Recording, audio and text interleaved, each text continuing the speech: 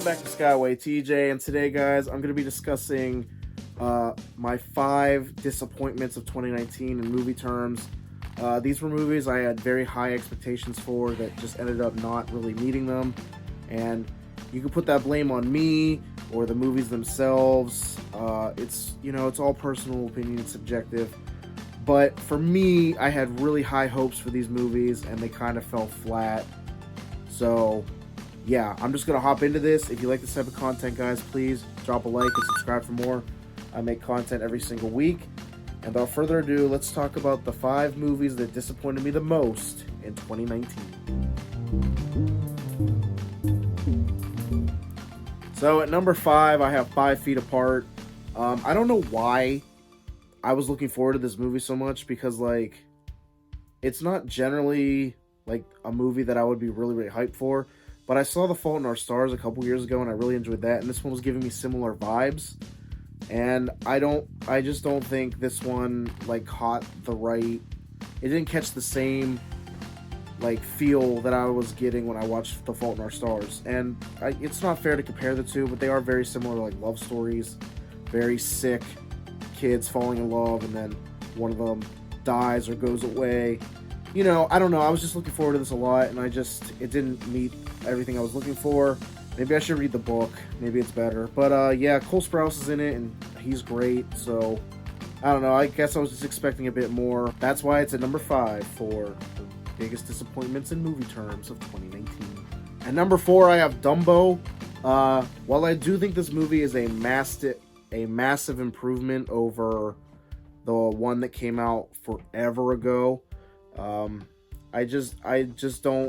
I don't think this movie lived up to the hype.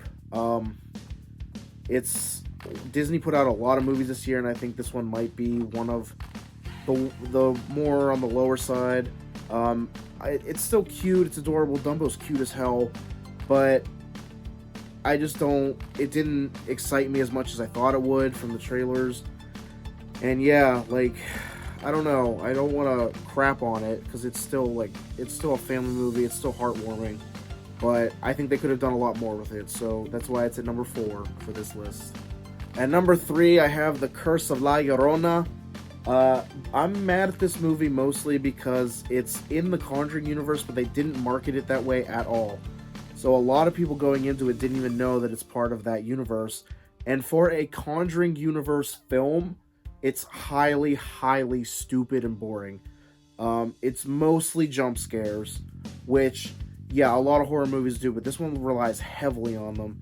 It's just another horror movie where there's something haunting a white family, and they gotta go get someone to come help them get rid of it. And I was just a bit bored with it.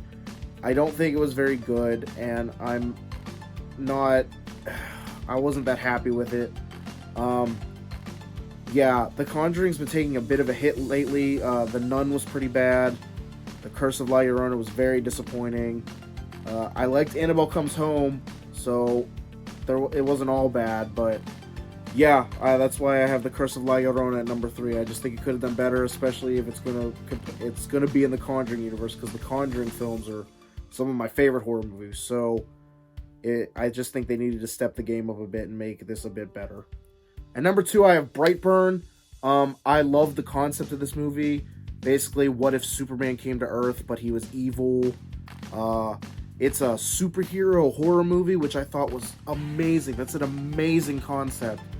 I just think, because it combines 2 of my favorite genres. I love superheroes, and I love horror movies. So I thought this movie would definitely make my top 10 of the year. I thought it would be great. But it's just not that good.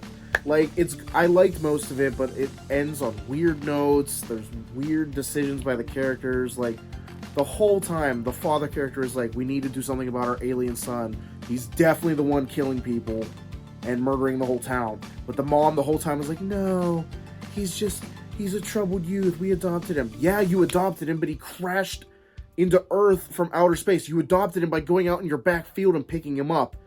And, it's just stupid character traits like that. I know a mother's love, sees no flaws in their child, but, you need to, be a human being and realize that your kid is a psycho. Things like that just made me angry. So, I don't know. I liked Brightburn at some points, but at the other times I was very heavily disappointed.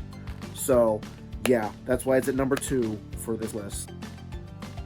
And at number 1 for the movie that disappointed me the most this year, I have Toy Story 4. This one hurts because I love Toy Story. I love Toy Story 1. Toy Story 2 is my favorite. And Toy Story 3 I thought was a nice fitting end for these characters. Andy passes them on to a new kid, and he says goodbye to him. He says goodbye, partner. And I thought, yeah, that's the perfect way to end this. Just let it go. But they had to make this movie, and I think it's a good kids film. I'm sure kids loved it because they love Forky and how stupid he is. But for me, this movie was dumb because Woody is dumb. Buzz is extremely dumb in this movie. I don't know when he became like a side character who's extremely stupid, but he's so dumb in this movie. And the thing that makes me the most mad is that they break up the gang in the end. Like, at the end of Toy Story 3, they were all together with a new kid, yada yada yada. And at the end of this one, they all split up because Bonnie doesn't like Woody anymore. I don't know where that came from because she was obsessed with him at the end of 3. And Andy even says, the best part about Woody is that he's a toy that'll never give up on you. Blah, blah, blah. And what does Woody do at the end of this one? He gives up on Bonnie. I don't like that. I don't like that at all. I get that they want him to be happy and live for himself and be with Bo Peep, but I just don't like the direction this movie went.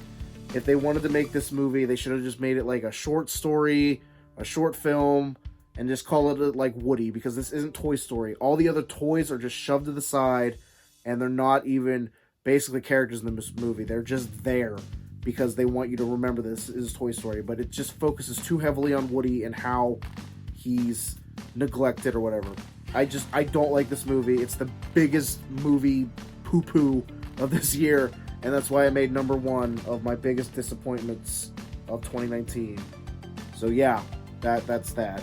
Well, guys, that's been the top 5 biggest disappointments movie-wise of 2019. Hope you guys enjoyed it. If you did, please drop that like and subscribe for more. I make videos like this every single week. There will be a video out every single day until the end of 2019, so I hope you guys come back for that. Please be kind to one another, and I'll see you in the next one. Bye.